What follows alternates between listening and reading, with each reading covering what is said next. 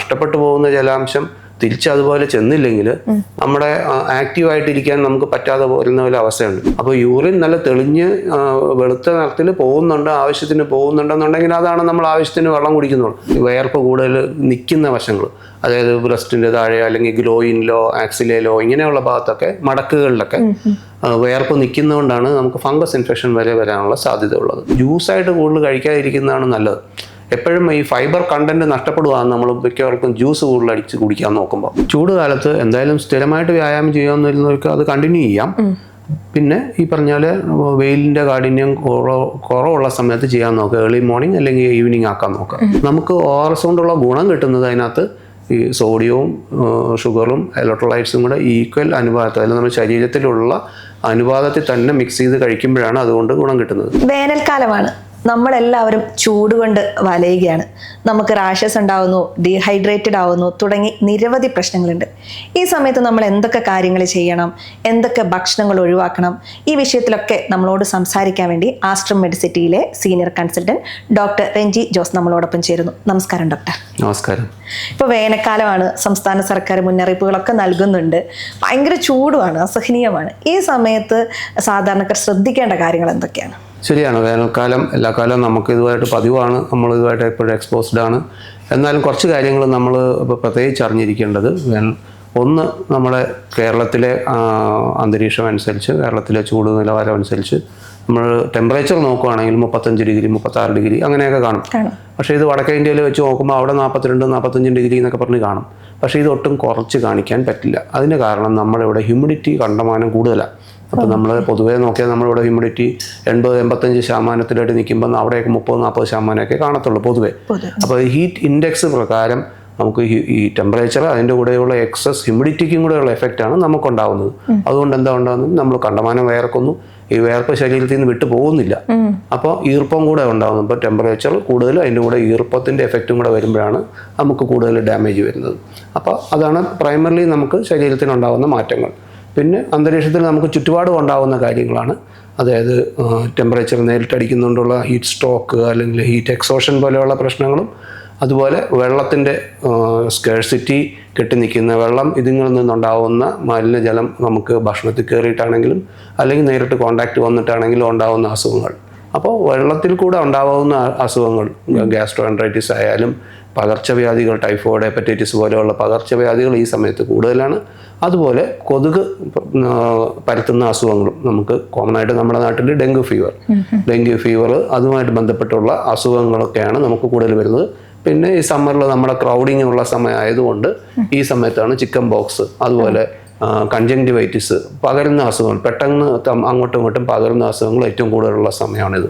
അതുകൊണ്ട് തന്നെ പല വിധത്തിലും ജനങ്ങൾ കുറേ കൂടെ നമ്മൾ ശ്രദ്ധിക്കുകയാണെങ്കിൽ ഇതിൽ പലതും പ്രിവെൻറ്റ് ചെയ്യാനോ അഥവാ വന്നു കഴിഞ്ഞാൽ തന്നെ വേണ്ട മുൻകരുതലുകൾ എടുത്തു കഴിഞ്ഞാൽ അസുഖം കൂടിയ നിലയിലേക്ക് പോകാതിരിക്കാനോ. പിന്നെ നമുക്ക് വാർണിംഗ് സൈൻസ് ഉണ്ട് ഇതിനൊക്കെ. എല്ലാ അസുഖത്തിനും നമുക്ക് ഡോക്ടറുടെ അടുത്തോട്ട് ഓടി പോകേണ്ടി വരില്ലായിരിക്കാം. അതുപോലെ നമ്മൾ എപ്പോഴൊക്കെയാണ് ഒരു ഡോക്ടറുടെ ആവശ്യം അല്ലെങ്കിൽ ഒരു പരിചരണം കൂടുതൽ വേണ്ടതെന്നുള്ളത് മുൻകൂട്ടി മനസ്സിലാക്കി നമ്മൾ നമ്മുടെ ട്രീറ്റ്മെൻറ്റ് താമസിക്കാതിരിക്കാനും ശ്രദ്ധിക്കേണ്ട സമയമാണിത്. ഇപ്പോൾ ഏറ്റവും കൂടുതൽ ആളുകൾ അഭിമുഖീകരിക്കുന്ന ഒരു പ്രശ്നം ഡീഹൈഡ്രേറ്റ് ആവുക എന്നുള്ളതാണ്. അപ്പം നമ്മൾക്ക് എത്രത്തോളം വെള്ളം കുടിക്കണം എന്നൊരു അറിവില്ലായ്മയാണോ എന്നറിയില്ല, അല്ലെങ്കിൽ വെള്ളം ആളുകൾ എടുക്കാറില്ല. അല്ലെങ്കിൽ ഇപ്പം നമ്മൾ AC-ലിരുന്ന് ജോലി ചെയ്യുന്ന ഒരാൾ എങ്കിലും വെള്ളം എടുക്കേണ്ട ഇൻടേക്കിന് ഒരളവുണ്ടാകും. അപ്പം ഡീഹൈഡ്രേറ്റഡ് ആവുന്നുണ്ട്. ചിലപ്പോൾ ദാഹിക്കുമ്പോൾ കൂടുതലും പോയി ചായ കുടിക്കുക, ക്ഷീണം മാറ്റാൻ എന്നാൽ ചായയും കുടിക്കാന്ന് പറഞ്ഞാൽ ചായ കൂടുതലായിട്ട് ഈ സമയത്ത് കൺസ്യൂം ചെയ്യുന്ന ആളുകളുണ്ട്. അപ്പം ഈ ഡീഹൈഡ്രേറ്റ് ആകുമ്പോൾ എന്തൊക്കെ കാര്യങ്ങൾ ശ്രദ്ധിക്കണം, ഒരു ദിവസം എത്രത്തോളം വെള്ളം കുടിക്കണം, എന്തൊക്കെ കാര്യങ്ങൾ ആ ഒരു മേഖലയിൽ ശ്രദ്ധിക്കണം? അതെ, നമ്മൾ ഈ പറഞ്ഞ 4 കാലാവസ്ഥയിലും 4 സീസൺസിൽ കൂടെ കടന്നു പോകുന്ന നമുക്ക് ഈ മഴക്കാലം കഴിഞ്ഞിട്ട് അപ്പം വെള്ളം കൂടി പൊതുവേ കുറവായിരിക്കും, നമുക്ക് ആവശ്യം തോന്നുന്നില്ല. പക്ഷേ നമ്മുടെ ഇവിടെ ടെമ്പറേച്ചർ നമുക്കറിയാവുന്ന പോലെ ഒരു 24, 25, 20 അത്രയും വരെ പോലും പോകാറില്ല. ഒരു 27 ഡിഗ്രിയിൽ നിന്ന് മാക്സിമം 35 ഡിഗ്രി വരുന്ന വേരിയബിലിറ്റി കുറവാണ്. അതുകൊണ്ട് തന്നെ നമ്മൾ അതിനെപ്പറ്റി അത്രയും ശ്രദ്ധിക്കാറില്ല. അപ്പോൾ വെള്ളം കുടിക്കുന്നത് നമ്മൾ ഈ വേനൽക്കാലത്തേക്ക് വരുമ്പോൾ ഞാൻ നേരത്തെ പറഞ്ഞ പോലെ കട്ടമാനം വിയർത്ത് നഷ്ടപ്പെടുന്നുണ്ട്.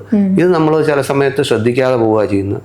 അപ്പോൾ ഇതിൽ നിന്ന് മനസ്സിലാക്കേണ്ട ഒരു കാര്യം, നമ്മൾ ഈ നഷ്ടപ്പെട്ടു പോകുന്ന ജലാംശം തിരിച്ചതുപോലെ ചെന്നില്ലെങ്കിൽ വൈകുന്നേരം ആകുമ്പോഴേക്കും തന്നെ നമുക്ക് പൊതുവേ ഉണ്ടാകുന്നത് തളർച്ച, കോൺസെൻട്രേറ്റ് ചെയ്യാനുള്ള ബുദ്ധിമുട്ട്, ചെറിയ ഡിസോറിയൻറ്റേഷൻ പോലെ തോന്നുക, നമ്മുടെ ആക്റ്റീവായിട്ടിരിക്കാൻ നമുക്ക് പറ്റാതെ പോരുന്ന ഒരു അവസ്ഥയുണ്ട്.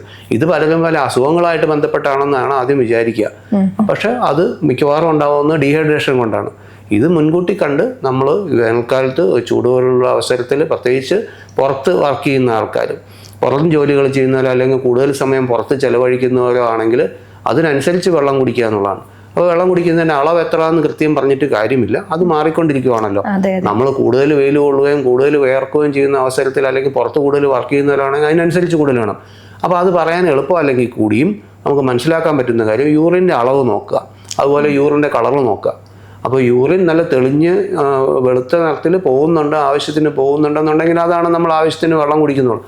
അതല്ല യൂറിൻ കോൺസെൻട്രേറ്റ് ആയിട്ട് പോകുന്നത്, മഞ്ഞ നിറത്തിലാണ് പോകുന്നത്, ഹെവി ആയിട്ട് പോകുന്ന പോലെ തോന്നുന്നുണ്ടെങ്കിൽ അതിനർത്ഥം കുറവാണെന്നുള്ളതാണ്. അത് നമുക്കൊരു ഇൻഡിക്കേഷനാണ് നമുക്ക് വെള്ളം കുടിക്കുന്നത് കുറവാണോ അല്ലയോ എന്നുള്ളത്. അപ്പം നന്നായിട്ട് ക്ലിയർ ആയിട്ട് യൂറിൻ വെള്ള നിറത്തിൽ പോകത്തക്ക രീതിയിൽ വെള്ളം കുടിക്കുക എന്നുള്ളതാണ് മിനിമം നമുക്ക് മനസ്സിലാക്കാവുന്ന ഒരു കാര്യം. ഈ സമയത്ത് നമ്മൾ തിളപ്പിച്ചാറിയ വെള്ളം തന്നെ കുടിക്കണം, അങ്ങനെയുണ്ടോ? തീർച്ചയായിട്ടും. പ്രത്യേകിച്ച് നമ്മൾ പുറത്തുനിന്നുള്ള ഭക്ഷണം കഴിക്കുകയാണ്, അല്ലെങ്കിൽ വഴിയോരങ്ങളിലുള്ള ഭക്ഷണം കഴിക്കുകയൊക്കെ അങ്ങനെ പുറത്ത് ജീവിക്കുന്നതിലാണ് കൂടുതലെങ്കിലും. ജോലി ആവശ്യമായിട്ടായിരിക്കാം, തൊഴിൽപരമായിട്ടോ അല്ലെങ്കിൽ യാത്രാപരമായിട്ടൊക്കെയാണ് പുറത്തു പോവുകയാണെങ്കിൽ ഇത് ശ്രദ്ധിച്ചാലേ പറ്റത്തുള്ളൂ. അപ്പം നമ്മൾ നേരത്തെ പറഞ്ഞ പോലെ ഈ വേനൽക്കാലത്ത് വെള്ളത്തിൻ്റെ ലഭ്യത കുറവുണ്ട്. അത് നമുക്ക് മാത്രമല്ല, ഈ വഴിയോരത്ത് കച്ചവടം ചെയ്യുന്നവർക്ക് എല്ലാവർക്കും ഉണ്ട്. അപ്പം ശുദ്ധമായ വെള്ളം വെച്ചാണോ പാകം ചെയ്യുന്നതെന്ന് ഉറപ്പില്ലെങ്കിൽ നമ്മളത് കഴിച്ചു കഴിഞ്ഞാൽ തീർച്ചയായിട്ടും പ്രശ്നത്തിലേക്കാണ് പോകുന്നത്. അതിനൊരു പരിധിവരെ നമുക്ക് നോക്കാൻ പറ്റുന്നത് നമ്മൾ കുടിക്കുന്ന വെള്ളം എന്തായാലും ഇതായിരിക്കും, അല്ലെങ്കിൽ പാകം ചെയ്യുന്ന വെള്ളം തിളപ്പിച്ചാർച്ചാണോ എന്നുള്ളത് നോക്കുക. അപ്പോൾ ഒരു നേരം ഭക്ഷണം കഴിച്ചില്ലെങ്കിലും നമുക്ക് ഉറപ്പില്ലെങ്കിൽ കഴിക്കാതിരിക്കുന്നതാണ് ഉത്തമം. അതാണ് കാര്യം. അതുപോലെ പുറത്തുനിന്ന് ഭക്ഷണം കഴിക്കുന്ന കാര്യം പറയുമ്പോൾ നമ്മൾ യാത്രയുടെ ഇടയിലൊക്കെ ആയിരിക്കാം, അല്ലെങ്കിൽ ജോലി സംബന്ധിച്ച് പലയിടത്തായിരിക്കാം വിശക്കുമ്പോൾ കഴിക്കേണ്ടി വരുമെന്നുണ്ടെങ്കിൽ പോലും നമ്മൾ ഈ പാകം ചെയ്ത് വെച്ച ഭക്ഷണം കഴിക്കുമ്പോൾ അത് എത്ര നേരം ആയെന്നുള്ളത് നമുക്ക് അറിയാൻ പറ്റിയാലേ നടക്കത്തുള്ളൂ. ഇപ്പം നമ്മൾ മറ്റു കാലാവസ്ഥയുള്ള സമയത്ത് രാവിലെ ഉണ്ടാക്കിയ ഭക്ഷണം വൈകുന്നേരം ചിലപ്പോൾ കേടുകൂടാതെ ഇരുന്നിരിക്കും. പക്ഷേ വേനൽക്കാലത്ത് ഈ ചൂടോടുള്ള അവസരത്ത് ഇത് ഭക്ഷണം പുറത്ത് വെക്കുമ്പോൾ മണിക്കൂറുകളോളം കൊണ്ട് ഇത് കേടാവുന്ന സാധ്യതയുണ്ട്. അതുകൊണ്ട് താമസിച്ച് കഴിക്കുമ്പോൾ ഇത് കൂടുതൽ വയറ് പ്രശ്നം ഉണ്ടാകാനുള്ള സാധ്യതയുണ്ട്. നോർമലി ഉള്ള പോലെ അല്ല. പലപ്പോഴും നമ്മൾ ചില ഹോട്ടലുകളിലൊക്കെ എഴുതി വെച്ചിരിക്കുന്ന അറ്റ്ലീസ്റ്റ് കണ്ടു കാണും, ഭക്ഷണം ഉണ്ടാക്കി കഴിഞ്ഞ് ഒരു 2 മണിക്കൂറിനകം തന്നെ കഴിക്കാൻ നോക്കണം എന്നുള്ളത്. അത് വളരെ പ്രാധാന്യമുള്ള ഒരു കാര്യമാണ്. ഫ്രഷായിട്ട് ഉണ്ടാക്കിയ ഉടനെ തന്നെ കഴിക്കാൻ നോക്കുക. അപ്പോൾ പുറത്തുനിന്ന് കഴിക്കുമ്പോഴൊന്ന് വെള്ളത്തിൻ്റെ ലഭ്യത എങ്ങനെയാണ്, അവർ ശുചിയായിട്ടാണോ പാകം ചെയ്യുന്നതെന്നുള്ളതിനെ പറ്റി ഒരു ഉറപ്പ് വേണം. അതുപോലെ ഉണ്ടാക്കി അധികം സമയമായിട്ടില്ലാത്ത ഭക്ഷണമാണോ എന്നുള്ളത് ഉറപ്പും വേണം. ഇത് 2 കാര്യങ്ങളും യാത്രയിലാണെങ്കിലും പുറത്താണെങ്കിലും ശ്രദ്ധിക്കുകയും വേണം. ഇപ്പോൾ കൂടുതൽ ആളുകൾക്കും സൂര്യാഘാതം, സൺബേൺ ഏൽക്കുന്ന ഒരു സാഹചര്യം കൂടി ഉണ്ടാവുമല്ലോ. അപ്പം നമ്മൾ എപ്പോഴും പറയും സൺസ്ക്രീം ഒക്കെ ഇട്ടിട്ട് നമ്മൾ പുറത്തു പോകണം എന്നൊക്കെ പറയും. പക്ഷേ സാധാരണക്കാരെ സംബന്ധിച്ചിടത്തോളം അല്ലെങ്കിൽ പുറം തൊഴിലെടുക്കുന്ന ആളുകളെ സംബന്ധിച്ചിടത്തോളം ഇപ്പം എന്താ പറയുക, ഇപ്പം നമ്മുടെ ഇവിടെ പുറം നാട്ടിലൊന്നും ജോലി ചെയ്യുന്ന സാധാരണ ആളുകളൊക്കെ ഉണ്ടാവില്ല, അല്ലെങ്കിൽ പറമ്പിൽ പണി ചെയ്യുന്ന ആളുകളുണ്ടാവുമല്ലോ. അപ്പം അത്തരം ആളുകൾക്ക് എല്ലാ ദിവസവും ഈ സൺസ്ക്രീൻ ഒന്നും അവൈലബിൾ ആവുമോ, അല്ലെങ്കിൽ അവരെ പോലെയുള്ള ആളുകൾക്ക് അത് വാങ്ങി ഉപയോഗിക്കാനുള്ള ഒരു സാഹചര്യവും സാധ്യതയും കുറവായിരിക്കും. അപ്പം ഈ സൺബേൺ ഏൽക്കാനുള്ള കാരണം എന്തൊക്കെയാണ്? അതുപോലെ തന്നെ ഈ ക്രീം നിർബന്ധമായി ഉപയോഗിക്കേണ്ടതുണ്ടോ? സൺബേൺ ഏൽക്കാതിരിക്കാൻ എന്തൊക്കെ മുൻകരുതലുകൾ നമ്മൾ സ്വീകരിക്കണം? തീർച്ചയായിട്ടും. അത് പറഞ്ഞ പോലെ ഏറ്റവും കൂടുതൽ സൂര്യാഘാതം അല്ലെങ്കിൽ സൂര്യൻ്റെ എഫക്റ്റ് അനുഭവിക്കുന്നത് പുറത്ത് തൊഴിൽ ചെയ്യുന്നവർക്കാണ്. കൂലിപ്പണി ചെയ്യുന്നവർക്കോ അല്ലെങ്കിൽ മാനുവൽ ലേബറേഴ്സ്, പുറത്ത് വെയിലത്ത് ജോലി ചെയ്യുന്നവർ, അവർ സാധാരണ ഇതൊന്നും മൈൻഡ് ചെയ്തിട്ടല്ല ജോലി ചെയ്യുന്നത്. പക്ഷേ നമുക്ക് മനസ്സിലാക്കാവുന്ന ഒന്ന് നേരത്തെ നമ്മൾ പറഞ്ഞ പോലെ ഡീഹൈഡ്രേഷൻ പ്രിവെൻറ്റ് ചെയ്യാൻ വേണ്ടിയിട്ട് നേരത്തെ തന്നെ വെള്ളം കുടിക്കുക. വെള്ളത്തിൻ്റെ കുറവുണ്ടാകാൻ പാടില്ല, ഡീഹൈഡ്രേഷൻ. അപ്പോൾ സൂര്യാഘാതം എന്ന് പറയുന്ന ലെവലിലേക്ക് എത്തുന്നതിന് മുമ്പ് സൂര്യൻ്റെ എഫക്റ്റ് കൊണ്ടുണ്ടാകുന്നത് 2-3 കാര്യങ്ങളാണ്. ഒന്ന്, അൾട്രാവയലറ്റ് രശ്മികൾ ഏൽക്കുന്നു. അപ്പം സ്കിന്ന് അതുകൊണ്ടുള്ള ഡാമേജ് ഉണ്ടാകാനുള്ള ചാൻസ് കൂടുതലുണ്ട്. അത് പലർക്കും പലതുപോലെയാണ്. അപ്പം കൂടുതൽ പുറത്തിറങ്ങാത്ത ആൾക്കാർക്കാണെങ്കിൽ പെട്ടെന്ന് തന്നെ അതിനുള്ള എഫക്റ്റ് ഉണ്ടായേക്കാം. അങ്ങനെയുള്ളവർക്കാണ് കൂടുതലും ഈ സൺസ്ക്രീൻ കൊണ്ടുള്ള എഫക്റ്റ് ഗുണം കിട്ടുന്നതും. ബാക്കിയുള്ളവരെ സംബന്ധിച്ചിടത്തോളം വെയിൽ കൊള്ളുന്നതിൻ്റെ കാഠിന്യം, നേരിട്ട് സൺലൈറ്റ് അടിക്കുന്നത് കഴിയുന്നതും ഒഴിവാക്കാൻ തന്നെ നോക്കണം. ഒന്നുകിൽ കുട ഉപയോഗിക്കാൻ പറ്റുന്ന സാഹചര്യമാണെങ്കിൽ അങ്ങനെ, അല്ലെങ്കിൽ തൊപ്പിയോ അങ്ങനത്തെ എന്തെങ്കിലും ഉപയോഗിക്കാൻ പറ്റുന്നവരാണ് അങ്ങനെ. അതല്ലെങ്കിൽ എന്തെങ്കിലും ഷെയ്ഡ് അതിന് കരുതിയിട്ട് അതിൻ്റെ ചോട്ടി വർക്ക് ചെയ്യാൻ നോക്കുന്നത്. അതൊന്നും സാധാരണ ശ്രദ്ധിക്കാറില്ല നമ്മുടെ നാട്ടിൽ. ജോലിക്കാരുടെ സേഫ്റ്റി സംബന്ധിച്ച് അത് അത്ര ശ്രദ്ധിക്കാത്തതുകൊണ്ടാണ്. ഇത് കാര്യങ്ങൾ ശ്രദ്ധിക്കേണ്ട. പിന്നീട് നോക്കേണ്ടത് നമ്മൾ ഈ 11 മണി തൊട്ട് ഒരു 3 മണി വരെയുള്ള സമയമാണ് സൂര്യൻ്റെ കാഠിന്യവും ഈ അൾട്രാവയലറ്റ് റേസ് ഒക്കെ ഏറ്റവും കൂടുതൽ ബുദ്ധിമുട്ടുണ്ടാക്കുന്നത്. ആ സമയത്ത് എങ്ങനെയെങ്കിലും ജോലി ക്രമീകരിക്കുകയോ എന്തെങ്കിലും ചെയ്തിട്ട്, അല്ലെങ്കിൽ ടൈമിംഗ് മാറ്റുകയോ എന്തെങ്കിലും ചെയ്തിട്ട് ഈ ഏറ്റവും കൂടുതൽ ചൂടും ഈ ഡാമേജും ഉണ്ടാവാൻ സാധ്യത കൂടുതലുള്ള ഈ സമയം ഒഴിവാക്കി അപ്പുറത്തോട്ടും ഇപ്പുറത്തോട്ടും ആക്കാൻ പറ്റുമോ എങ്ങനെയാണെന്ന് വെച്ചാൽ അങ്ങനെ ആ സമയത്ത് ഉള്ളിലുള്ള ജോലികളോ ഷെയ്ഡിലുള്ള ജോലികളോ ആക്കാൻ നോക്കുക എന്നുള്ളതാണ് മെയിനായിട്ട് ചെയ്യേണ്ടത്. പിന്നെ ഇതുകൊണ്ട് മെയിൻ പ്രോബ്ലം ഉണ്ടാകുന്നത് ഒന്ന് സ്കിന്നിനുണ്ടാകുന്ന മാറ്റങ്ങൾ, അതാണ് നമ്മൾ സൺബേൺസ് പോലെ വരിക, നമ്മൾക്ക് ഈ സൺസ്ക്രീൻ കൊണ്ടൊക്കെ ഉള്ള ഗുണം ഉണ്ടാകുന്നത്. രണ്ടാമതുണ്ടാകുന്ന ഹീറ്റ് എക്സോഷനാണ്. അതായത് നമ്മൾ നോക്കിക്കഴിഞ്ഞാൽ എക്സസ് സ്വെറ്റിങ്, കണ്ടമാനം മേല് വയർത്ത് കുളിച്ച് തളർച്ച, വർത്താനം പറയുമ്പം കുഴഞ്ഞു പോകുന്ന പോലെ പ്രശ്നങ്ങൾ വരുന്നു എന്നുള്ളത് ഹീറ്റ് എക്സോഷനാണ്. ഇത് അപ്പം തന്നെ നേരിട്ട് സൺലൈറ്റിൽ നിന്ന് മാറുക, ആവശ്യത്തിന് നന്നായിട്ട് വെള്ളം കുടിക്കുക എന്നുള്ളതാണ് അതിൽ പ്രധാനം. അതിൽ തന്നെ പച്ചവെള്ളം വെറുതെ കുടിക്കാതെ നമുക്ക് പറ്റുമെങ്കിൽ ORS, അതായത് മറ്റ് ലായനികൾ, സോഡിയം, പൊട്ടാസ്യം, മഗ്നീഷ്യം ഒക്കെ കുറവുള്ളാൻ ചാൻസ് ഉള്ളതുകൊണ്ട് ഇങ്ങനത്തെ ഈ ഇലക്ട്രോലൈറ്റ്സും കൂടെ ഉള്ള വെള്ളം കുടിക്കുന്നതാണ് എപ്പോഴും അഭികാമ്യം. അതാണ് ആദ്യം ചെയ്യേണ്ടത്. മാറി നിൽക്കുക, വെള്ളം കുടിക്കുക, കറക്റ്റ് ചെയ്യാൻ വേണ്ടി ഹൈഡ്രേറ്റ് ചെയ്യുക. മൂന്നാമത്തെ ലെവലിലാണ് നമുക്ക് ഈ ഡിസോറിയൻറ്റേഷൻ വരികയും മേല് ഡ്രൈ ആവുക. അതായത് നമ്മൾ എക്സസ് സ്വെറ്റിംഗ് എന്ന് പറയുന്ന സ്ഥിതി മാറിയിട്ട് അൺഹൈഡ്രോസ് അല്ലെങ്കിൽ സ്കിൻ ഡ്രൈ ആയിട്ട് വരിക, പൊള്ളുന്ന ചൂടും ഉണ്ടാവുക. അപ്പോൾ നമ്മൾ ടെമ്പറേച്ചർ മെഷർ ചെയ്ത് നോക്കിക്കഴിഞ്ഞാൽ നമ്മൾ സാധാരണ ഒരുമാതിരി ഇതുപോലെ വെയിൽ കൊള്ളുകയൊക്കെ ചെയ്താലും കോർ ടെമ്പറേച്ചറിൽ ഉള്ളിലുള്ള ടെമ്പറേച്ചർ അധികം കൂടത്തില്ല. ഇത് മെഷർ ചെയ്യുമ്പോൾ ടെമ്പറേച്ചർ നോർമലിനേക്കാളും പെട്ടെന്ന് കൂടുക. പനി ഉണ്ടായിട്ടല്ല, പക്ഷേ അതിലാണ് ഹീറ്റ് സ്ട്രോക്ക് പോലെയുള്ള പ്രശ്നങ്ങൾ വരുന്നത്. ഇത് ശരിക്കും ജീവന് തന്നെ ഡാമേജ് ഉണ്ടാക്കുന്ന, കുഴപ്പമുണ്ടാക്കാവുന്ന ഒരു എമർജൻസിയാണ്. ഇങ്ങനെ വരുമ്പോൾ പെട്ടെന്ന് രോഗിനെ അവിടെ നിന്ന് മാറ്റുക, തണുത്ത വെള്ളത്തിൽ തുടയ്ക്കുകയും ഐസ് പാക്ക് വെക്കുകയും ഒക്കെ പെട്ടെന്ന് ബോഡി ടെമ്പറേച്ചർ കുറയ്ക്കാൻ നോക്കുക. അതിനോടൊപ്പം തന്നെ ഫ്ലൂയിഡ് ഉള്ളിലേക്ക്, അതായത് തണുത്ത ഫ്ലൂയിഡ് കൊടുക്കുക. അപ്പോഴാണ് ശരിക്കും ഒരു ഹോസ്പിറ്റലിൻ്റെ പരിചരണം ആവശ്യമുള്ളത്. അപ്പോൾ കോൾഡ് ഫ്ലൂയിഡ് IV ആയിട്ട് കൊടുക്കുകയും ഒക്കെ ചെയ്യുക. ഇത് ചെയ്യാൻ താമസിക്കുകയോ ഒക്കെ വന്നു കഴിഞ്ഞാലാണ് നമ്മൾ ഈ ആന്തരിക അവയവങ്ങളിലേക്കുള്ള രക്തോട്ടം കുറഞ്ഞു പോവുകയും ഒക്കെ ചെയ്ത് വെച്ചിട്ട് കിഡ്നി ഫെയിലറും കാർഡിയാക് ഫെയിലറിലോട്ടും ഒക്കെ പോകാൻ സാധ്യതയുള്ളത്. അപ്പോൾ അത് മുന്നേ കൂട്ടി കണ്ട് അതിന് പ്രതിരോധമായിട്ട് ഇതൊക്കെ ചെയ്യുക വേണ്ടത്. നമ്മളിപ്പോൾ കണ്ടുവരുന്ന ഒന്നാണ് വേനൽക്കാലത്തുണ്ടാകുന്ന പനി. ഇപ്പം ഡോക്ടർ കോൾഡിനെ കുറിച്ച് പറഞ്ഞുകൊണ്ടാണ്. ആ സമയത്ത് ഇപ്പം നമുക്ക് സൗണ്ട് അടഞ്ഞു പോകുന്ന ഒരു കണ്ടീഷനിലേക്കാണ് എത്തുന്നത്. ആളുകൾക്ക് ജലദോഷം വന്ന് സൗണ്ട് അടഞ്ഞു പോകുക. അപ്പം ഇത് തലയിൽ വേർപ്പിറങ്ങിയത് കൊണ്ടാണോ അതോ കാലാവസ്ഥാ വ്യതിയാനത്തിന്റെ ഭാഗമായി ചൂട് കൂടുന്നത് കൊണ്ടാണ് ഇത്തരത്തിലുള്ളൊരു പനി ഇപ്പോൾ വ്യാപകമായിരിക്കുന്നത്? പൊതുവേ ഇങ്ങനെ വരുന്നത് ഒച്ച അടഞ്ഞു പോകുന്നത് നമ്മുടെ ലാരിങ്സ് വോയിസ് ബോക്സിന് നീർക്കെട്ട് വരുമ്പോഴാണ്. അതെല്ലാവർക്കും വരുന്നുണ്ട്. അതെ, അത് ഇപ്പം കൂടുതൽ കാണുന്നത് വൈറൽ ഇൻഫെക്ഷനോടനുബന്ധിച്ചാണ്. പൊതുവെ ഇൻഫ്ലുവൻസ ബി, റെസ്പിറേറ്ററി വൈറസ് എന്നൊക്കെ പറയുന്നത് റെസ്പിറേറ്ററി സിസ്റ്റത്തിൻ്റെ, അപ്പർ റെസ്പിറേറ്ററി സിസ്റ്റത്തിനെ ബാധിക്കുന്ന അസുഖം കൊണ്ടാണ്. അപ്പോൾ അതിനൊരു കാരണം നമ്മൾ ഈ ടെമ്പറേച്ചർ വേരിയേഷൻ, പെട്ടെന്ന് ടെമ്പറേച്ചർ വേരിയേഷൻ വരുമ്പോൾ ബോഡിയുടെ അപ്പർ റെസ്പിറേറ്ററി ട്രാക്ട് ഇമ്മ്യൂണിറ്റി കുറയുകയും അപ്പോൾ അപ്പർ റെസ്പിറേറ്ററി ട്രാക്റ്റിനെ ബാധിക്കുന്ന വൈറസ് ഇൻഫെക്ഷന് സാധ്യത കൂടുതൽ, അത് പകരാനുള്ള സാധ്യത വേനൽക്കാലത്ത് കൂടുതലും കൂടെ ആയതുകൊണ്ടാണ്. അങ്ങനെ വരുമ്പോഴാണ് ഈ ഒച്ചയടപ്പമൊക്കെ വരുന്നത്. പിന്നെ അതിൻ്റെ കൂട്ടത്തിൽ നമ്മൾ ശ്രദ്ധിക്കാതിരിക്കുക, പെട്ടെന്ന് ക്ലൈമറ്റിലേക്ക് മാറുക, തണുത്ത വെള്ളം കുടിക്കുകയൊക്കെ ചെയ്യുമ്പോൾ ഇത് കൂടുതൽ ഡാമേജിങ് ആയിട്ട് വരുന്നതുകൊണ്ടാണ്. പൊതുവേ അത് ഈ വൈറൽ ഇൻഫെക്ഷൻ്റെ ഭാഗമായിട്ടാണ് അങ്ങനെ വരുന്നത്. അപ്പോൾ അതിന് വേണ്ടത് ശരിക്കും ഒന്ന് ആൻറ്റിവൈറൽ മരുന്നുകൾ വേണ്ടതാണെങ്കിൽ അങ്ങനെ, അല്ലെങ്കിൽ കൺജഷൻ കുറയാനുള്ള മരുന്നുകൾ വേണ്ടി വരുമായിരിക്കും. പിന്നെ വോയിസ് റെസ്റ്റ്, അത് സാധാരണ അവഗണിക്കപ്പെടുന്ന ഒരു പരിപാടിയാണ്. നമ്മൾ നേരത്തെ സൺബേണിനെ കുറിച്ചാണല്ലോ സംസാരിച്ചത്. ഈ സൺബേൺ ഏൽക്കുമ്പോൾ നമുക്ക് ഹോം റെമഡീസ് എന്തെങ്കിലും ചെയ്യാൻ പറ്റുമോ, അതോ നമ്മൾ നിർബന്ധമായി അപ്പോൾ തന്നെ ഒരു ഡോക്ടറെ പോയി കൺസൾട്ട് ചെയ്യേണ്ടതുണ്ടോ? അത് സൺബേൺ ഏൽക്കുക എന്ന് പറയുന്നത് സൂര്യതപം, സ്കിന്നിൽ പ്രശ്നം വരുന്ന പോലെ അത് പല അളവിൽ വരാറുണ്ട്. ചിലർ ഭയങ്കര സെൻസിറ്റീവ് ആയിരിക്കും, ചിലർ ഈ ലൈറ്റ് സെൻസിറ്റീവ് അല്ലെങ്കിൽ സൺലൈറ്റ് സെൻസിറ്റീവ് ആയിട്ടുള്ള ആൾക്കാരൊക്കെ ഉണ്ടാവും. അപ്പോൾ പൊതുവേ നമ്മൾ നേരത്തെ പറഞ്ഞ പോലെ അങ്ങനെയുള്ള ആൻറ്റിസിപ്പേറ്റ് ചെയ്ത് വെച്ച് നമുക്ക് സൺസ്ക്രീൻ അപ്ലൈ ചെയ്യുക, ഡയറക്റ്റ് സൺലൈറ്റിൽ നിന്ന് മാറി നിൽക്കുക, അല്ലെങ്കിൽ ഈവൻ റിഫ്ലക്റ്റഡ് സൺലൈറ്റിൽ നിന്ന് മാറി നിൽക്കുക എന്നുള്ളത് തന്നെയാണ് ചെയ്യാൻ പറ്റുക. അപ്പം അല്ലാതെ ശരിക്കും നമ്മൾ ഡ്രസ്സിങ് സെൻസ് ആണെങ്കിലും വളരെ കോട്ടൺ ഡ്രസ്സ് ഇടുക, ലൈറ്റ് ഡ്രസ്സസ് ഇടുക, അങ്ങനത്തെ കാര്യങ്ങളൊക്കെ കൂടുതൽ ശ്രദ്ധിക്കുക. സ്കിന്ന് കുറച്ചുകൂടെ വെന്റിലേറ്റഡ് ആകുക, ഡയറക്റ്റ് സൺലൈറ്റിൽ നിന്ന് മാറി നിൽക്കുക എന്നുള്ളത് തന്നെയാണ് ചെയ്യാൻ പറ്റുന്നത്. പിന്നെ തണുത്ത വെള്ളത്തിൽ മേല് കഴുകുക, ഇങ്ങനത്തെ കാര്യങ്ങളും കൂടെ ചെയ്താൽ നല്ലതാണ്. വേർപ്പ് നിൽക്കാതെ ശ്രദ്ധിക്കുക. വേർപ്പ് കൂടുമ്പോൾ സ്കിൻ റാഷസ് ഉണ്ടാകുമല്ലോ, അപ്പോൾ പലതരത്തിലുള്ള പൗഡറുകളൊക്കെ അവൈലബിൾ ആണ്. അപ്പോൾ നമ്മൾ ആ റാഷസിനെ പ്രിവെന്റ് ചെയ്യാൻ വേണ്ടി അത്തരത്തിലുള്ള പൗഡറുകളൊക്കെ യൂസ് ചെയ്താൽ മതിയോ, അതോ നമ്മൾ ഈ മരുന്ന് ഇൻടേക്ക് ചെയ്യേണ്ടതുണ്ടോ? സ്കിൻ റാഷ് വരുന്നത് ഒന്ന് നേരത്തെ നമ്മൾ പറഞ്ഞ പോലെ ഡയറക്റ്റ് സൺലൈറ്റിൻ്റെ എഫക്റ്റ് കൊണ്ടുള്ളതായിരിക്കാം. അപ്പോൾ അതിൽ നിന്ന് മാറിയിരിക്കാൻ നമുക്ക് സൺസ്ക്രീൻ അപ്ലൈ ചെയ്യുന്ന കാര്യം നമ്മൾ പറഞ്ഞു.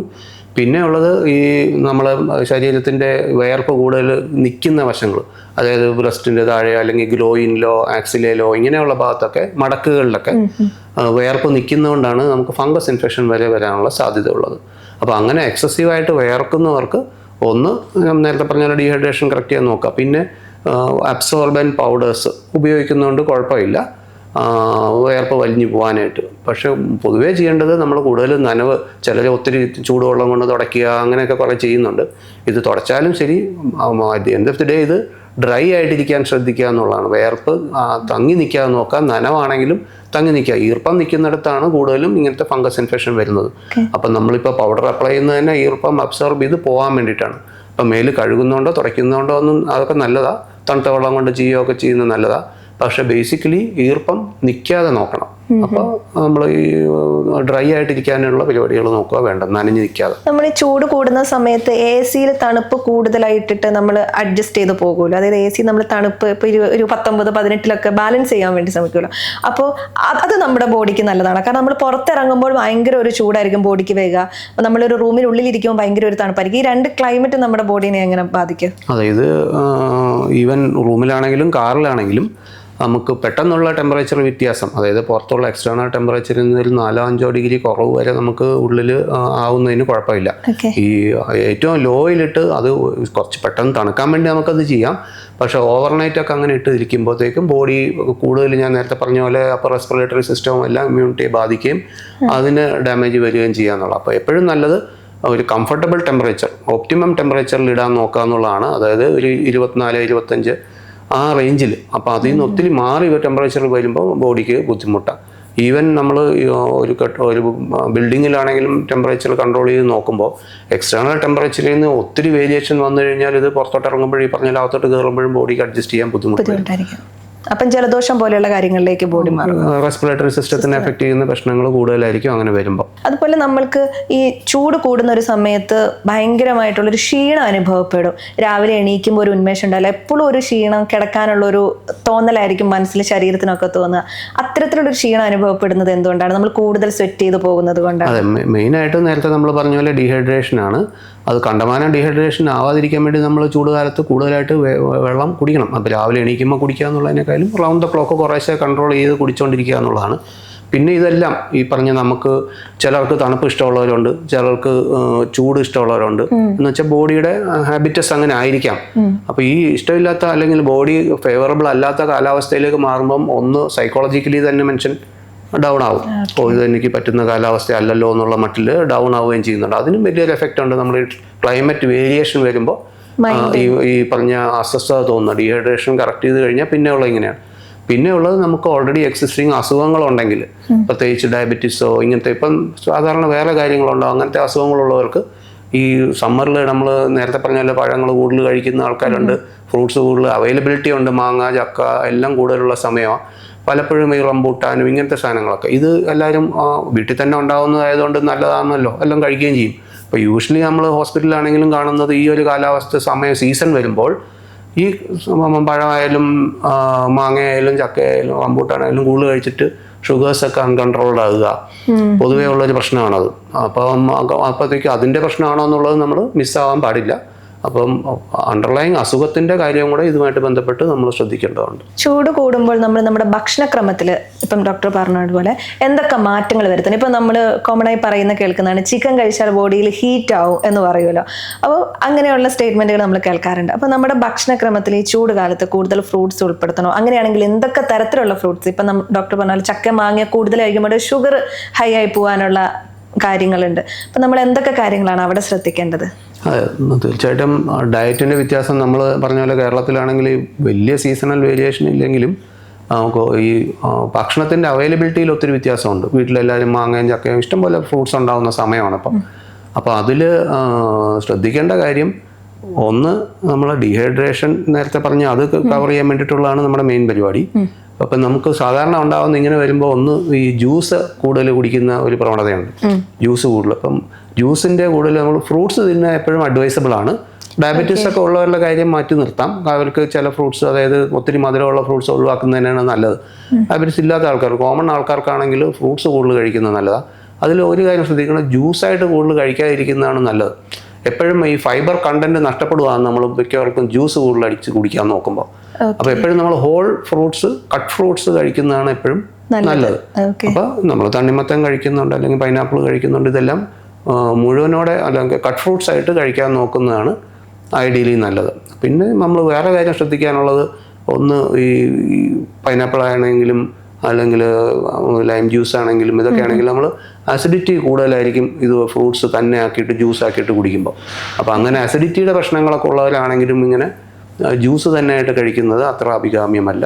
മെയിൻലി ഫൈബർ കുറവായതുകൊണ്ടുള്ള വയറിൻ്റെ അസ്വസ്ഥതകളും ഉണ്ടാവാൻ ചാൻസ് കൂടുതലുണ്ട്. എൻ്റെ ക്വസ്റ്റ്യനും അത് തന്നെയായിരുന്നു. ഈ തണ്ണിമത്തൻ, നാരങ്ങ വെള്ളം, അല്ലെങ്കിൽ നമ്മൾ കാണുന്നുണ്ട് റോഡരികിൽ ഇപ്പോൾ കരിക്കൊക്കെ കൂടുതൽ അവൈലബിൾ ആണല്ലോ. അപ്പം കരിക്കൊക്കെ കുടിക്കുന്ന സമയത്ത് വേഗം ക്ഷീണം മാറും എന്ന് പറയാറുണ്ട്. പക്ഷെ അത് ഫ്രഷ് കരിക്ക് ചിലപ്പോൾ വാടിയ കരിക്കൊക്കെ ആയിരിക്കും, പക്ഷെ എങ്കിലും നമ്മൾ കുടിക്കാറുണ്ടല്ലോ.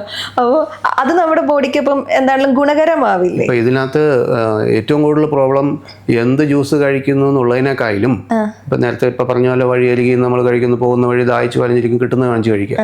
ഇതിനകത്ത് ഏറ്റവും വലിയ വില്ലൻ ഇതിലിടുന്ന ഐസൊക്കെയാണ്. അപ്പോൾ ഐസ് ഉണ്ടാക്കുന്നത് എങ്ങനെയാണെന്നുള്ളതിനെ പറ്റി നമുക്ക് ഉറപ്പില്ലെങ്കിൽ, ഞാൻ നേരത്തെ പറഞ്ഞ പോലെ ശരിയായ രീതിയിൽ ശുദ്ധമായ വെള്ളം ഉപയോഗിച്ചാണ് ഐസ് ഉണ്ടാക്കുന്നത്. അല്ലെങ്കിൽ ഈ കൊമേഴ്ഷ്യലായിട്ട് ഉണ്ടാക്കുന്ന, ഇൻഡസ്ട്രിയലായിട്ട് ഉണ്ടാക്കുന്ന ഐസ് പൊട്ടിച്ചിടുന്നതൊക്കെ ഉണ്ട്. അതിനൊന്നും ക്വാളിറ്റി ഇല്ല. അപ്പം നമ്മൾ ജ്യൂസ് നല്ലതായിരിക്കും, കരിക്കും വെള്ളമാണ് നല്ലതാണ്, കുഴപ്പമില്ല. പക്ഷെ അതിനകത്ത് ഉപയോഗിക്കുന്ന ഐസാണ് എപ്പോഴും ഈ പകർച്ചവ്യാധികൾ ഉണ്ടാക്കാനുള്ള, ഞാൻ നേരത്തെ പറഞ്ഞ പോലെ ടൈഫോയിഡോ ഹെപ്പറ്റൈറ്റിസോ ഉണ്ടാക്കാനുള്ള സാധ്യത കൂടുതലുള്ളത്. അതുകൊണ്ട് അത് വളരെ ശ്രദ്ധിക്കേണ്ട ഒരു കാര്യമാണ്. വേനൽക്കാലത്ത് നമ്മൾ എപ്പോഴും കേൾക്കുന്നതാണ് ഫുഡ് പോയിസൺ കൂടുതലായിട്ട് ഉണ്ടാകുന്നു എന്നുള്ളത്. ഇപ്പം ഡോക്ടർ നേരത്തെ പറഞ്ഞ പോലെ വെള്ളമൊക്കെ പലതരത്തിലുള്ള വെള്ളം ഉപയോഗിക്കുന്നത് കൊണ്ടാവാം. പക്ഷെ വീട്ടിലെ ഫുഡ് കഴിച്ചാലും നമുക്ക് ഫുഡ് പോയിസൺ ഉണ്ടാകുന്ന ഒരു സാഹചര്യം ഉണ്ട്. അതുപോലെ നമ്മൾ കാണുന്നതാണ് അമ്മമാര് വീട്ടിലുണ്ടാക്കുന്ന ഫുഡ് ബാക്കി വന്നിട്ടുണ്ട്, അത് കളയാതിരിക്കാൻ വേണ്ടിയിട്ട് അത് സൂക്ഷിച്ചു വെച്ച് കഴിക്കുന്ന ഒരു ശീലമുണ്ട്, ഫ്രിഡ്ജിലൊക്കെ സൂക്ഷിച്ചു വെച്ചിട്ട് കഴിക്കുന്ന ശീലമൊക്കെ ഉണ്ട്. അപ്പം ഈ സമയത്ത് അത്തരം കാര്യങ്ങളിലൊക്കെ ഒരു ശ്രദ്ധ പുലർത്തേണ്ടതുണ്ടോ? തീർച്ചയായിട്ടും. അത് വേനൽക്കാലത്ത് നമ്മൾ നേരത്തെ മനസ്സിലാക്കിയതുപോലെ പെട്ടെന്ന് ഫുഡ് കേടാവാനുള്ള സാധ്യതയാണ്, തണുപ്പുള്ള പോലെ അല്ല. അപ്പോൾ ഭക്ഷണം ഉണ്ടാക്കി 1-2 മണിക്കൂറിനകം തന്നെ അത് പാകം ചെയ്തതിന് ശേഷം ഉടനെ കഴിക്കുന്നതാണ് എപ്പോഴും നല്ലത്. അപ്പോൾ കൂടുതലിരിക്കുന്നതോറും 3-4-5 മണിക്കൂർ കൊണ്ട് നമ്മൾ മറ്റു കാലാവസ്ഥയുള്ള പോലെ അല്ല, പെട്ടെന്ന് കേടായേക്കാം. അപ്പോൾ വയറ് പെട്ടെന്ന് കേടാവാൻ ചാൻസ് ഉണ്ട്. അതുപോലെ തന്നെയാണ് ഫ്രിഡ്ജിലുള്ള സാധനം എടുത്ത് പുറത്ത് വെക്കുമ്പോഴും. അപ്പോൾ ഫ്രിഡ്ജിലുള്ള സാധനം നമ്മൾ നല്ലപോലെ ഫ്രീസ് ചെയ്താണെങ്കിൽ പോലും പുറത്ത് വെക്കുമ്പോൾ അത് ചെയ്ത് കഴിക്കാൻ പറ്റുന്ന ടെമ്പറേച്ചറിലാവുന്നു, നമ്മൾ കഴിക്കുന്നു. വീണ്ടും തിരിച്ചത് ഫ്രിഡ്ജിൽ വെച്ചിട്ട് തിരിച്ചെടുക്കുന്ന ഫുഡിനാണ് എപ്പോഴും പ്രശ്നം വരുന്നത്. അപ്പോൾ ഒരിക്കൽ ഫ്രിഡ്ജിൽ നിന്ന് പുറത്തെടുത്താൽ അത് ഉടനെ തന്നെ ചൂടാക്കിയാണെങ്കിൽ അങ്ങനെ ഉടനെ തന്നെ അത് കഴിക്കാൻ നോക്കുകയാണെങ്കിൽ കുഴപ്പമില്ല. തിരിച്ച് വീണ്ടും ബാക്കിയെടുത്ത് ഫ്രിഡ്ജിൽ വെക്കുമ്പോഴാണ് കൂടുതൽ പ്രശ്നം വരുന്നത്. അപ്പോൾ ഇങ്ങനെയുള്ള സമയത്ത് നേരത്തെ പറഞ്ഞ പോലെ ടൈഫോയിഡോ ഹെപ്പറ്റൈറ്റിസോ അങ്ങനത്തെ കാര്യങ്ങളൊക്കെ കൂടുതലാവാൻ സാധ്യതയുണ്ട്. ഫുഡ് പോയ്സണിങ് ആയിട്ട് വരുമ്പം മെയിൻ പ്രോബ്ലം ഉണ്ടാകുന്നത്, ഒന്ന് വീട്ടിലെ ഭക്ഷണം കഴിച്ചിട്ടാണെങ്കിലും മാറിയാണെങ്കിലും വയറ് അയഞ്ഞു പോവുക, വയറുവേദന എടുക്കുക, പനി വരിക, വയറ്റിൽ നിന്ന് അടുത്ത സ്റ്റേജിലോട്ട് വരുമ്പോഴത്തേക്കും വയറ്റിൽ പച്ച നിറത്തിൽ വയറ്റിൽ നിന്ന് പോവുക, ബ്ലഡിൻ്റെ അംശം വരിക, ഇങ്ങനത്തെ പ്രശ്നങ്ങളൊക്കെയാണ്. അതിനും ഡീഹൈഡ്രേഷനും സെപ്സിസിലേക്കും ഒക്കെ പോകാനുള്ള സാധ്യത കൂടുതൽ. കിഡ്നി ഫെയിലർ ഇങ്ങനെയൊക്കെ പോകാൻ നിസ്സാരമല്ല. അപ്പോൾ ഇതിന് തുടക്കത്തിൽ നമുക്ക് വാർണിംഗ് സൈൻസ്, നമുക്ക് ഫുഡ് പോയ്സണിങ് ആണെന്ന് തോന്നുന്നു, ഒന്ന് വയറിളകുക അല്ലെങ്കിൽ ഛർദ്ദിക്കാൻ വരിക പ്രശ്നങ്ങൾ വന്നു, അത് അവിടെ കൊണ്ടങ്ങ് പറഞ്ഞു, അടുത്ത പ്രശ്നത്തിലേക്ക് പോകുന്നില്ല, നമ്മൾ അത്യാവശ്യത്തിന് വെള്ളം കുടിക്കാൻ പറ്റുന്നുണ്ട്, എന്നാൽ കുഴപ്പമില്ല, നമുക്കത് കുറഞ്ഞു പോയേക്കാം, മൈൽഡായിട്ടുള്ളതായിരിക്കാം, ഹോസ്പിറ്റലിൽ പോയില്ലെങ്കിലും കുഴപ്പമില്ല. വാർണിംഗ് സൈൻസ് ആയിട്ട് നമ്മൾ വെച്ചാൽ പെർസിസ്റ്റൻ്റ് ആയിട്ട് വോമിറ്റിംഗ് വരിക, വയറിളക്കം നിൽക്കാതെ വരിക, പനി വരിക, വയറുവേദന വരിക, പിന്നെ വയറ്റിൽ നിന്ന് പോകുമ്പോൾ പച്ച നിറത്തിലോ അല്ലെങ്കിൽ ബ്ലഡിൻ്റെ അംശം വരുമോ, ഡിസെൻട്രി പോലത്തെ ഉള്ള പ്രശ്നങ്ങൾ വരുവാണെങ്കിൽ നമ്മൾ ആൻറ്റിബയോട്ടിക് എടുക്കുകയും അല്ലെങ്കിൽ ഫ്ലൂയിഡ് പെട്ടെന്ന് തന്നെ റീഹൈഡ്രേറ്റ് ചെയ്യാൻ വേണ്ടിയിട്ട് കൊടുക്കേണ്ടി വരികയും ട്രീറ്റ്മെൻറ്റ് എടുക്കേണ്ടി വരികയും ഹോസ്പിറ്റലിൽ പോകുന്നതാണ് ആ സ്ഥിതി വന്നു കഴിഞ്ഞാൽ അഭികാമ്യം. അതുപോലെ മഞ്ഞപ്പിത്തവും പടർന്നു പിടിക്കും ഈ സമയത്ത്. അപ്പോൾ നമ്മൾ എന്തൊക്കെ മുൻകരുതലുകൾ സ്വീകരിക്കണം? അത് നേരത്തെ പറഞ്ഞ പോലെ മഞ്ഞപ്പിത്തവും ടൈഫോയിഡ് ഏതാണ്ട് ഒരുപോലെ തന്നെ വരാവുന്നതാണ്. അപ്പോൾ ഇത് നേരത്തെ പറഞ്ഞ പോലെ അൺക്ലീൻ ആയിട്ടുള്ള വെള്ളം ഉപയോഗിക്കുന്നുണ്ട്. പാചകം ചെയ്യാനുള്ള വെള്ളം നല്ല തിളപ്പിച്ചാർച്ച അല്ലെങ്കിൽ വെള്ളത്തിൻ്റെ സ്കാഴ്സിറ്റി വരുമ്പോൾ എന്തെങ്കിലും കിട്ടിയ വെള്ളം എടുത്ത് ചെയ്യുകയാണെങ്കിൽ മലിനജലമായിട്ട് മിക്സിങ് ഉണ്ടാവുന്ന വെള്ളത്തിലാണ് ഹെപ്പറ്റൈറ്റിസ് ആണെങ്കിലും ടൈഫോയിഡ് ആണെങ്കിലും പകരാൻ സാധ്യത കൂടുതൽ. അപ്പോൾ പൊതുവേ നമ്മൾ നേരത്തെ പറഞ്ഞ പോലെ ജ്യൂസിനകത്ത് ഐസ് ഉണ്ടാക്കുന്ന വെള്ളം ശരിയല്ല, നല്ലപോലെ കളക്ട് ചെയ്തിട്ടില്ല എന്നുണ്ടെങ്കിൽ, അതല്ലെങ്കിൽ ഫ്രൂട്ട് സാലഡ് ഇതിനകത്തൊക്കെ മിക്സ് ചെയ്യുമ്പോൾ പഴങ്ങൾ നന്നായിട്ട് കഴുകിയൊന്നും അല്ല, നല്ലപോലെ അല്ല കട്ട് ചെയ്ത് എടുക്കുന്നതിന് മുമ്പ് നന്നായിട്ട് കഴുകിയിട്ടൊന്നും ഇല്ല എന്നുണ്ടെങ്കിൽ നമുക്കിത് പകർന്ന് കിട്ടാൻ ചാൻസ് ഉണ്ട്. അപ്പോൾ ഒന്ന് ജോണ്ടിസിൻ്റെ ഹെപ്പറ്റൈറ്റിസ് എയും ഇയും രണ്ടും വെള്ളത്തിൽ കൂടെയാണ് പകരാൻ സാധ്യത കൂടുതലുള്ളത്. അപ്പോൾ ഇതിന് എക്സസീവ് ആയിട്ടുള്ള ടയർഡ്നെസ് ആണ് ആദ്യം ഉണ്ടാകും. മനമറിച്ചിൽ, വിശപ്പില്ലായ്ക, ഛർദ്ദിക്കാൻ വരവ്, വയറ് ചിലപ്പോൾ അയഞ്ഞു പോകുന്ന ഉണ്ടായേക്കാം. അതിനേക്കാളും കൂടുതൽ സാധാരണ ഉള്ളതിനേക്കാളും കൂടുതൽ ടയർഡ്നെസ്. വെള്ളം കുടിച്ചിട്ടും വ്യത്യാസം വരുന്നില്ല, ഛർദ്ദിക്കാൻ വരുന്ന തോന്നൽ മാറുന്നില്ല, വിശപ്പില്ല. അതുപോലെ ചെറിയ പനി ഉണ്ടാവാതിരിക്കാം, കണ്ണിന് മഞ്ഞപ്പ് വരാം, യൂറിനിൽ നിറം വ്യത്യാസം വന്നു തുടങ്ങും. ഇതൊക്കെ നമുക്ക് പെട്ടെന്ന് തുടക്കത്തിലെ ഒരു ഐഡിയ കിട്ടാൻ ചാൻസ് ഉള്ളത്. നേരത്തെ പറഞ്ഞ പോലെ ഡീഹൈഡ്രേഷൻ കൊണ്ട് യൂറിനിൽ മഞ്ഞ നിറം വന്നേക്കാം. പക്ഷെ നന്നായിട്ട് വെള്ളം കുടിക്കുമ്പോൾ അത് തെളിഞ്ഞ് പോകേണ്ടതാണ്. അപ്പോൾ അങ്ങനെ വരുന്നില്ല, യൂറിനിൽ നിറം നിൽക്കുന്നു, എക്സസീവ് ടയർഡ്നെസ്, അങ്ങനെയുണ്ടെങ്കിൽ ശ്രദ്ധിക്കേണ്ടതാണ്. അപ്പോൾ തുടക്കത്തിലെ മഞ്ഞപ്പിത്തം മജോറിറ്റിയും സെൽഫ് ലിമിറ്റിംഗ് ആണ്. നമ്മൾ ഇതുണ്ടെന്ന് അറിഞ്ഞു കഴിഞ്ഞാൽ അതനുസരിച്ച് ലിവറിന് സ്ട്രെസ് അല്ലെങ്കിൽ ലോഡ് വരുന്ന രീതിയിലുള്ള ഭക്ഷണങ്ങൾ, അതായത് നോൺ വെജ് ഭക്ഷണങ്ങൾ ഒഴിവാക്കുക, ഓയിലി ഫുഡ് ഒഴിവാക്കുക, ഇങ്ങനത്തെ കാര്യങ്ങളും വെള്ളം അത്യാവശ്യം ചെല്ലുകയും ചെയ്താൽ മിക്കവാറും പതുക്കെ ഇമ്പ്രൂവ് ചെയ്ത് വരേണ്ടത്. ബാക്കി ഡോക്ടറെ കാണേണ്ടി വരും ഇത് കൂടുതൽ പ്രശ്നത്തിലോട്ട് പോകുന്നുണ്ടോ എന്ന് അറിയാനായിട്ട്. അതുപോലെ ചെങ്കണ്ണ് എന്ന് പറയുന്ന ഒരു അസുഖം, കണ്ണ് റെഡായിട്ട് വരുന്ന ഒരു അസുഖമുണ്ട്. അത് വന്നു കഴിഞ്ഞാൽ ഇങ്ങനെ വേഗം പടർന്നു പിടിക്കുമല്ലോ. അപ്പം നമ്മൾക്ക് എന്തൊക്കെ മുൻകരുതലുകൾ സ്വീകരിക്കാൻ പറ്റും? നമ്മളിപ്പോൾ ഒരു ഓഫീസ് സ്പേസിലൊക്കെ ആണെങ്കിൽ കണ്ണ് ഡ്രൈ ആവുന്ന സമയത്ത് തണുത്ത വെള്ളത്തിൽ കണ്ണും മുഖവും ഒക്കെ വാഷ് ചെയ്ത് കൊടുത്താൽ അത് പ്രിവെന്റ് ചെയ്യാൻ വേണ്ടിയിട്ട് പറ്റുമോ? മെയിനായിട്ട് ഇത് ഒരു വൈറൽ കൺജങ്ക്റ്റിവിറ്റിസ് ആണ് മദ്രാസ് ഐ എന്നൊക്കെ പറയുന്ന പോലെ ഇങ്ങനെ പെട്ടെന്ന് കണ്ണ് ചോപ്പായിട്ട് വരികയും കണ്ണിൽ നിന്ന് വെള്ളം വരും, പീളകെട്ടൽ ചെറുതായിട്ട് വരികയൊക്കെ ചെയ്യുന്നത്. ഇത് പൊതുവേ നമുക്ക് ഭയങ്കര ഹൈലി കണ്ടേജിയസ്, അത് പെട്ടെന്ന് പകരുന്നതാണെന്ന് പറയാം. അപ്പോൾ കോണ്ടാക്ട് വഴിയാണ്, നോക്കുന്നതിൽ വഴിയല്ല, കൂടുതലും കോണ്ടാക്ട് വഴിയാണ്. അപ്പോൾ നമ്മൾ ഷെയ്ക്ക് ഹാൻഡ് കൊടുക്കുകയാണെങ്കിലോ അല്ലെങ്കിൽ ടവൽ ഒരുമിച്ച് ഉപയോഗിക്കുന്നോ ഒക്കെയാണ് കൂടുതൽ ഇങ്ങനെ വരുന്നത്. അപ്പോൾ ഫ്രീക്വൻ്റായിട്ട് കണ്ണ് തിരുമുന്നവരുണ്ടെങ്കിൽ അത് കൈ വൃത്തിയാവാതെ നമ്മൾ കണ്ണിൽ അപ്ലൈ ചെയ്യുക, അല്ലെങ്കിൽ മേശപ്പുറത്തും എവിടെയെങ്കിലും കോണ്ടാക്ട് വന്ന് ബാക്കിയുള്ളവരുടെ കൂടെ ഇടവഴി കഴിഞ്ഞിട്ട് ചെയ്യാലൊക്കെ കോമൺ യൂട്ടൻസിൽസ് അല്ലെങ്കിൽ ടവൽസ് ഇതൊക്കെ ഉപയോഗിക്കുന്നവരും കൂടുതൽ ശ്രദ്ധിക്കേണ്ടതാണ്. അപ്പോൾ പൊതുവേ നമ്മൾ ഇത് പെട്ടെന്ന് നമ്മളിതെല്ലാം കണ്ണിലോട്ട് എത്തുന്നത് ശ്രദ്ധിച്ചില്ലെങ്കിൽ പോലും അറ്റ്ലീസ്റ്റ് ആർക്കെങ്കിലും ഉണ്ടെന്ന് ഇങ്ങനെ ചെക്കണ്ണ് ഉണ്ടെന്ന് അറിഞ്ഞു കഴിഞ്ഞാൽ നമ്മൾ ചെയ്യേണ്ട കാര്യങ്ങൾ കൈ സ്റ്റെറിലൈസേഷൻ മെത്തേഡ്സ് നമ്മൾ ക്ലീൻ ചെയ്യാനായിട്ട് സ്റ്റെറിലിയം പോലത്തെ സാധനങ്ങൾ ഉപയോഗിക്കുക, ആൽക്കഹോൾ റിലേറ്റഡ് സാനിറ്റൈസേഴ്സ് ഉപയോഗിക്കുന്നത് ഇമ്പ്രൂവ് ചെയ്യുക, ഫ്രീക്വൻ്റായിട്ട് കൈ കഴുകുക, കണ്ണിൽ കൈ ചെല്ലുന്നതിന് മുന്നേ കൈ കഴുകിയിട്ടൊന്ന് ഉറപ്പ് വരുത്തുക, ടവൽസും കാര്യങ്ങളും ഉപയോഗിക്കുന്നത്, കോമൺ ആയിട്ടുള്ള സാധനങ്ങൾ ഉപയോഗിക്കുന്നത് കഴിയുന്നത് ഒഴിവാക്കാൻ വേണം. ഇപ്പം വേനൽക്കാലമാണ്, സ്കൂളിന് അവധിയാണ്, കുട്ടികൾ ഇപ്പോൾ കളിച്ച് നടക്കുന്ന ഒരു സമയമാണ്. അപ്പം അവരെ ഈ വേനൽ ചൂടിൽ നിന്ന് രക്ഷിക്കാൻ മാതാപിതാക്കൾ എന്തൊക്കെ കാര്യങ്ങൾ ശ്രദ്ധിക്കണം? കുട്ടികളുടെ കാര്യത്തിൽ ഇവരെ നോക്കാൻ വലിയ പാടാണ്, വീട്ടിലൊന്നും കാണത്തില്ല, ഓടി നടക്കുമായിരിക്കും. അപ്പോൾ ഇതിനോട് അനുബന്ധിച്ച് പറയേണ്ട ഡീഹൈഡ്രേഷൻ്റെ കാര്യം. ഈ പറഞ്ഞ അസുഖങ്ങളും വെള്ളമില്ല എന്ത് വാങ്ങിച്ച് എല്ലാവരെയും ബാധിക്കുന്ന കാര്യങ്ങളാണ്. ഇത് കൂടുതൽ വേനൽക്കാലത്ത് ഇതുമായിട്ട് ബന്ധപ്പെട്ട് പറഞ്ഞ് വിശ്വസിക്കില്ല, കുട്ടികളുടെ അപകടങ്ങൾ ഒത്തിരി കൂടുതലാണ്.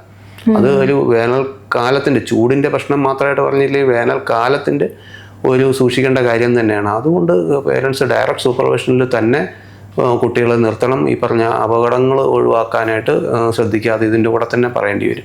ചിക്കൻ പോക്സ് നമ്മൾ ഈ വേനൽക്കാലത്ത് പടർന്നു പിടിക്കുമല്ലോ.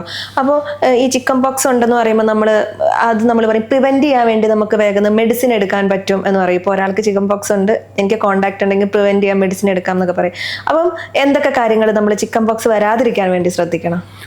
ചിക്കൻ ബോക്സ് വരാതിരിക്കാൻ, ചിക്കൻ ബോക്സ് എവിടെയെങ്കിലും ആർക്കെങ്കിലും ഉണ്ടെന്ന് അറിഞ്ഞു കഴിഞ്ഞാൽ നമ്മൾ ക്ലോസ് കോണ്ടാക്റ്റ് ഒഴിവാക്കാൻ നോക്കുക, അകന്ന് നിൽക്കുക, ഐസൊലേറ്റഡ് ആവുക എന്നുള്ളതാണ്.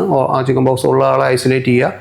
അപ്പോൾ ഇതിനകത്ത് ഒരു ക്യാച്ച് ഉള്ളത്, ചിക്കൻ ബോക്സ് പകരുന്നത് ഒരാൾക്ക് ചിക്കൻ ബോക്സിൻ്റെ വെസിക്കിൾസ് വന്നു തുടങ്ങി എന്ന് പറഞ്ഞാലും അതിൻ്റെ ഒരു 3-4 ദിവസം തൊട്ട് തന്നെ ഇദ്ദേഹത്തിൻ്റെ ശ്വാസത്തിൽ കൂടെ ചിക്കൻ ബോക്സിൻ്റെ വൈറസ് പകരാൻ തുടങ്ങും. നമ്മുടെ ബ്രീത്തിൽ കൂടെയാണ് വരുന്നത്. ഡയറക്റ്റ് കോണ്ടാക്ട് കൂടെ വരാം, അതിനേക്കാളും കൂടുതൽ കോണ്ടാക്ട് വരുന്നത് ബ്രീത്തിൽ കൂടെയാണ് വരുന്നത്. ഞാൻ ഒന്നുകൂടി ചോദിച്ചോട്ടെ, ഈ കുമിള പൊട്ടിയിട്ടുള്ള വെള്ളം നമ്മുടെ മേത്ത് അതിൽ ഉണ്ടാവാം, അതിന്ന് ഉള്ളിലേക്ക് ചെന്ന് കഴിഞ്ഞാൽ അതിൽ നിന്നുണ്ടാവാം. അത് ഇൻഫെക്ഷസ് ആണ്. പക്ഷെ അത് ക്ലോസ് കോണ്ടാക്ട് വരുമ്പോഴാണല്ലോ, നമ്മുടെ ബന്ധുവിനോ തൊട്ടടുത്ത ഫ്രണ്ടിനോ ഉണ്ടെങ്കിലാണ് അങ്ങനെ വരിക. പക്ഷെ അല്ലാതെ പബ്ലിക് സ്പേസസിലോ അല്ല ഹോസ്റ്റൽസിലോ ഇങ്ങനെ ഉള്ളിടത്തൊക്കെ ഇത് ബ്രെത്തിൽ കൂടെയാണ് സ്പ്രെഡ് ചെയ്യുന്നത്, കൂടുതൽ ശ്വാസത്തിൽ കൂടെയാണ് സ്പ്രെഡ് ചെയ്യുന്നത്. പെട്ടെന്ന് ഹൈലി കണ്ടേജിയസ് ആണ്, പെട്ടെന്ന് പകരുകയും ചെയ്യും. അപ്പോൾ അത് മാത്രവുമല്ല, അപ്പോൾ നമുക്ക് ചിക്കൻ ബോക്സ് ഉള്ള ഒരാൾ, വെസിക്കിളുള്ള ഒരാൾ നമ്മൾ അകന്ന് നിൽക്കാം. പക്ഷേ അത് മുന്നോടിയായിട്ട് ഇപ്പോൾ ചിക്കൻ വെസിക്കിൾ വരുന്നതിന് മുന്നേ തന്നെ ഇവരുടെ ശ്വാസത്തിൽ കൂടെ ഇത് പകരാനുള്ള സാധ്യതയുണ്ട്. അപ്പോൾ അതിൽ നിന്ന് പകരാൻ എളുപ്പമല്ല. ആകെ ചെയ്യാൻ പറ്റുന്ന പബ്ലിക് പ്ലേസിലോ ഉണ്ടെങ്കിൽ നമ്മൾ മാസ്ക് ഉപയോഗിക്കുക എന്നുള്ളത് തന്നെയാണ് ഇത് വരാതിരിക്കാൻ വേണ്ടി ചെയ്യാവുന്നത്. പിന്നെ ചിക്കൻ ബോക്സിന് ഫലപ്രദമായ വാക്സിൻസ് ഉണ്ട്. അപ്പോൾ അത് മുന്നേ കൂട്ടി എടുക്കുക ആണ് ഒന്ന് ചെയ്യാൻ പറ്റുന്നത്. പിന്നെ രണ്ടാമത്, ചിക്കൻ ബോക്സ് ഉള്ള ഒരാൾ നമ്മുടെ വീട്ടിലേക്ക് വരുന്നുണ്ട്, നമ്മുടെ ആരെങ്കിലും ആണ്, അല്ലെങ്കിൽ നമുക്കറിയാം ചിക്കൻ ബോക്സ് ഉള്ള ആൾ വീട്ടിലോട്ട് വരുവാണ്, അങ്ങനെയാണെങ്കിൽ അവരുടെ വ്യക്തിയുമായിട്ട് കോൺടാക്ട് വരുന്നതിന് തൊട്ട് മുമ്പേ തന്നെ ചിക്കൻ ബോക്സ് വാക്സിൻ എടുത്താൽ പോലും അത് പ്രിവെൻറ്റ് വരാതിരിക്കാനുള്ള സാധ്യതയുണ്ട്. പിന്നെ നമുക്ക് ചിക്കൻ ബോക്സിന് ഇൻക്യുബേഷൻ പീരീഡ് ഓൾമോസ്റ്റ് 2 ആഴ്ചയാണ്. അതായത് നമ്മൾ ചിക്കൻ ബോക്സ് വെസിക്കിൾ വന്ന് അതിന് 3-4 ദിവസം മുമ്പ് നമുക്കത് കിട്ടിയിട്ടുണ്ടെങ്കിൽ 2 ആഴ്ച കഴിയുമ്പോഴേക്കും നമുക്ക് അസുഖം നമുക്ക് പുറത്തേക്ക് വരത്തുള്ളൂ. അതാണ് അതിൻ്റെ ഇടയ്ക്ക് ഒരു ഗ്യാപ്പ് വരുന്നത്. അത് അദ്ദേഹം കുളിക്കുമ്പോഴേക്കും നമുക്ക് വരുന്നു എന്ന് പറയുന്നത് അതിന് മുന്നേ ഈ കിട്ടിയിട്ടുള്ളതാണ് 3 ആഴ്ച. അപ്പം കുളിക്കുന്ന സമയത്തല്ല ഇത് പകരുന്നത്. ചിക്കൻ ബോക്സ് ഒരാളുടെ നിന്ന് പകരുന്നത് ഈ വെസിക്കിൾ വരുന്നതിന് 3-4 ദിവസം മുമ്പ് തൊട്ട് ബ്രീത്തിലൂടെ പകരും. പിന്നെ ഈ ഇത് പൊറ്റമായി ഉണങ്ങി പോകുന്ന ആ സമയം വരെ ആണ് അത് ഇൻഫെക്ഷസ് ആയിട്ടുള്ളത്. അത് കഴിഞ്ഞിട്ടല്ല. അപ്പോൾ അത് കഴിഞ്ഞാൽ പകരാനുള്ള സാധ്യത ഇല്ല എന്ന് തന്നെ പറയാം. പക്ഷേ നമുക്ക് വരുന്നത് 2 ആഴ്ച കഴിഞ്ഞിട്ടായിരിക്കും. അപ്പോൾ ഇദ്ദേഹത്തിൻ്റെ ഏതാണ്ട് അസുഖം മാറിയ സമയത്ത് നമുക്ക് വരുമ്പോൾ ആ സമയത്താണ് ഇത് പകരുന്നത് തെറ്റിദ്ധാരണ ഉണ്ടാകുന്നത്. ഓക്കെ. ഇപ്പം ഡോക്ടർ പറഞ്ഞല്ലോ ഇതിന് വാക്സിൻ എടുക്കാൻ നമ്മൾ വർഷത്തിൽ ഒരു വാക്സിൻ എടുത്താൽ അല്ലെങ്കിൽ അത് എത്ര കാലം നമുക്കത് കിട്ടും? ഇപ്പോൾ ഒരു 5 വർഷം വാക്സിൻ ഇതിന് ചിക്കൻ ബോക്സിന് പല കമ്പനികളിലെയും പല തരത്തിലാണ്. എന്നാലും മെജോറിറ്റി വാക്സിൻസ് 2 ഡോസാണ്. ഒരു ഡോസ് എടുത്ത് 1 മാസം കഴിഞ്ഞ് ഒരു ഡോസും കൂടി എടുത്തു കഴിഞ്ഞാൽ ലൈഫ് ലോങ് ഇമ്മ്യൂണിറ്റിയാണ് സാധാരണ ഉണ്ടാവുന്നത്. പക്ഷെ 100% നമുക്ക് ഫലപ്രദമാണെന്ന് പറയാൻ പറ്റില്ല. എന്നാൽ പോലും അതിൻ്റെ സാധ്യത ഒത്തിരി കണ്ട് കുറയ്ക്കും. അതുപോലെ ചിക്കൻ ബോക്സ് ഒരിക്കലും വന്നു കഴിഞ്ഞാൽ 10 വർഷത്തേക്ക് പിന്നെ വരില്ല എന്നും പറഞ്ഞു കേൾക്കാറുണ്ട്. അതിനുള്ളിൽ ഒരു ചിക്കൻ ബോക്സ് വന്നു കഴിഞ്ഞാൽ ഒരിക്കൽ വന്നു കഴിഞ്ഞാൽ പിന്നീട് വരില്ല. 10 കൊല്ലം കഴിഞ്ഞാൽ വരില്ല. പിന്നെ ഉണ്ടാവാവുന്നത് ഹെർപ്പിസ് എന്ന് പറയുന്ന അതിൻ്റെ ഒരു വകഭേദമാണ്. അപ്പോൾ ചിക്കൻ ബോക്സ് ഒരിക്കൽ വന്നിട്ടുള്ള ആൾക്കാർക്ക് അതിൻ്റെ ഡോർമെന്റ് വൈറസ് ഉള്ളിൽ ഉണ്ടാകുന്നവർക്ക് മറ്റ് അസുഖങ്ങൾ എന്തെങ്കിലും വരുമോ അല്ലെങ്കിൽ എന്തെങ്കിലും സീരിയസ് ഇൽനെസ് വരുമോ ഇമ്മ്യൂണിറ്റി ഡൗൺ ആയിട്ടിരിക്കുന്ന സമയത്ത് ഈ ചിക്കൻ ബോക്സിൻ്റെ വെസിക്കിൾസ് തന്നെ ഏതെങ്കിലും ഒരു ഭാഗത്ത് ശരീരത്തിൻ്റെ ഒരു ഭാഗത്ത് ഒരു ഡെർമറ്റോം എന്ന് പറയും ഒരു നെർവ് വഴി വരുന്ന ഭാഗത്ത് വരാൻ ചാൻസ് ഉണ്ട്. അതിന് നമ്മൾ ഷിംഗിൾസ് അല്ലെങ്കിൽ ഹെർപ്പിസ് സോസ്റ്റർ എന്നൊക്കെ പറയുന്നത്. അത് നല്ല പെയിൻഫുൾ ആയിട്ട് ചിക്കൻ ബോക്സ് തന്നെ ആയിരിക്കും. പക്ഷേ മറ്റുള്ളതിനേക്കാളും കൂടുതൽ പെയിൻഫുള്ളും ബുദ്ധിമുട്ടുണ്ടാക്കുന്നതാണ്. അപ്പോൾ എസ്പെഷ്യലി എന്തെങ്കിലും ക്യാൻസർ പോലത്തെ അസുഖങ്ങളോ അല്ലെങ്കിൽ ഓൾഡ് ഏജ് റിലേറ്റഡ് ഇമ്മ്യൂണിറ്റി കുറവുള്ള അസുഖങ്ങളോ ഉള്ള സമയത്തായിരിക്കും ഇത് വരുന്നത്. അതിനും പ്രിവെൻറ്റബിൾ വാക്സിൻ ഉണ്ട്. നേരത്തെ കൂട്ടി ചിക്കൻ ബോക്സ് വന്നവർക്കാണെങ്കിൽ അത് എടുക്കാനായിട്ടുള്ള വാക്സിൻ ഉണ്ട്. ചൂടുകാലത്ത് വ്യായാമം ചെയ്യുമ്പോൾ നമ്മൾ എന്തൊക്കെ കാര്യങ്ങൾ ശ്രദ്ധിക്കണം? ചിലർ നടക്കാൻ പോകുന്നവരുണ്ട്, പുറത്ത് വ്യായാമം ചെയ്യുന്നവരുണ്ട്, ഇങ്ങനത്തെ പല കാറ്റഗറിയിലുള്ള ആളുകളാണല്ലോ. അവരെന്തൊക്കെ കാര്യങ്ങൾ ശ്രദ്ധിക്കണം? ചൂടുകാലത്ത് എന്തായാലും സ്ഥിരമായിട്ട് വ്യായാമം ചെയ്യാവുന്നവർക്ക് അത് കണ്ടിന്യൂ ചെയ്യാം. പിന്നെ ഈ പറഞ്ഞാൽ വെയിലിൻ്റെ കാഠിന്യം കുറവുള്ള സമയത്ത് ചെയ്യാൻ നോക്കുക. ഏർലി മോർണിംഗ് അല്ലെങ്കിൽ ഈവനിങ് ആക്കാൻ നോക്കുക. പിന്നെ എക്സസ് വെള്ളം ഡീഹൈഡ്രേഷൻ ഉണ്ടാവുന്നുള്ളത് കരുതി തന്നെ നന്നായിട്ട് വെള്ളം കുടിക്കുക. അതിനും കൂടുതൽ ഇമ്പോർട്ടൻ്റ് ഒരു കാര്യം പ്രീലോഡ് ചെയ്യുക എന്ന് പറയാം. അത് നമ്മൾ നല്ല സാധാരണ ചെയ്യുന്ന ഇപ്പോൾ ഒരു 3/4 മണിക്കൂർ ഓടുന്ന ആളാണ് എങ്കിൽ ഇതിന് പോകുന്നതിന് മുന്നേ തന്നെ വെള്ളം കുടിച്ച് അത് പ്രീലോഡ് ചെയ്ത് വെക്കുന്നതാണ് നല്ലത്. കാരണം എക്സസീവ് സ്വെറ്റിങ് ഓൾറെഡി ഓടുന്നതിനുണ്ട്, അതിൻ്റെ കൂട്ടത്തിൽ വേനലിൻ്റെ വേറെ ഉണ്ട്. അപ്പോൾ അതെല്ലാം കൂടെ പിന്നെ റീപ്ലനിഷ് ചെയ്ത് വരാൻ സമയം എടുക്കുകയും ചെയ്യും. അപ്പോൾ ബോഡി ഡൗൺ ആയിട്ടായിരിക്കും കയറി വരുന്നത്. കഴിയുന്നതും ഈ എക്സസൈസ് പ്രതീക്ഷിക്കുന്നുണ്ടെങ്കിൽ അതിന് മുന്നേ തന്നെ നമ്മൾ 1 ലിറ്ററോ വല്ല വെള്ളം നേരത്തെ കുടിക്കുകയാണെങ്കിൽ അത് ഒരുവിധം ഈ തളർച്ച കുറയ്ക്കാൻ വേണ്ടി ഹെൽപ്പ് ചെയ്യും. പിന്നെ പുതിയ എക്സസൈസ് റുട്ടീൻസ് ഈ വേനൽക്കാലത്ത് ഔട്ട്ഡോർ ആയിട്ടാണെങ്കിലും അല്ലെങ്കിൽ പുതിയ എക്സസൈസ് റുട്ടീൻസ് ഈ സമയത്ത് തുടങ്ങാതിരിക്കുന്നതാണ് അഭികാമ്യം.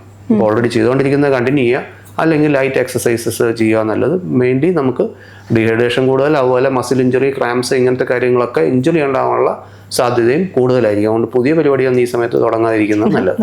അതുപോലെ നമുക്ക് ക്ഷീണം തോന്നുമ്പോൾ നമ്മൾ ORS, ഗ്ലൂക്കോസ് പൊടി ഇതൊക്കെ മേടിച്ച് വെള്ളത്തിൽ കലക്കി കുടിക്കുമല്ലോ, നമ്മൾ സ്വന്തം ചെയ്യുമല്ലോ. അങ്ങനെ ചെയ്യുന്നത് നല്ലതാണോ? എത്രത്തോളം നമുക്ക് അത്തരം സാധനങ്ങൾ ഇൻടേക്ക് ചെയ്യാൻ പറ്റും? ORS എപ്പോഴും കുടിക്കുന്നത് നല്ലത് തന്നെയാണ്. അതിൻ്റെ 1-2 കാര്യങ്ങളുള്ളത്. മാർക്കറ്റിൽ പലതരം ORS ഫ്രൂട്ട് ജ്യൂസായിട്ട് മിക്സ് ചെയ്തിട്ടാണ് അങ്ങനെയാണെന്നൊക്കെ പറഞ്ഞിട്ട് കുറേ മാർക്കറ്റഡ് പ്രോഡക്ട്സ് വരുന്നുണ്ട്. നമുക്ക് ORS കൊണ്ടുള്ള ഗുണം കിട്ടുന്നത് അതിനകത്ത് ഈ സോഡിയവും ഷുഗറും ഇലക്ട്രോലൈറ്റ്സും കൂടെ ഈക്വൽ അനുപാതത്തിൽ, അല്ലെങ്കിൽ നമ്മുടെ ശരീരത്തിലുള്ള അനുപാതത്തിൽ തന്നെ മിക്സ് ചെയ്ത് കഴിക്കുമ്പോഴാണ് അതുകൊണ്ട് ഗുണം കിട്ടുന്നത്.